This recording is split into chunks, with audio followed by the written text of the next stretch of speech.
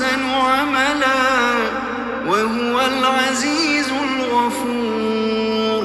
الذي خلق 7 سماوات طباقا ما ترى في خلق الرحمن من تفاوت فارجع البصر هل ترى من فطور ثم ارجع البصر كرتين ينقلب إليك البصر خاسئا وهو حسير.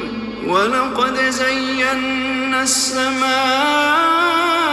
الدنيا بمصابيح وجعلناها رجوما للشياطين وأعتدنا لهم عذاب السعير.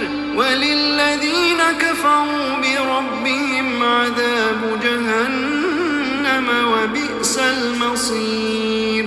إذا ألقوا فيها سمعوا لها شهيقا وهي تفور تكاد تميز من الغيظ كلما ألقي فيها فوج سألهم خزنتها ألم يأتكم نذير قالوا بلى قد جاءنا نذير فكذبنا وقلنا ما نزل الله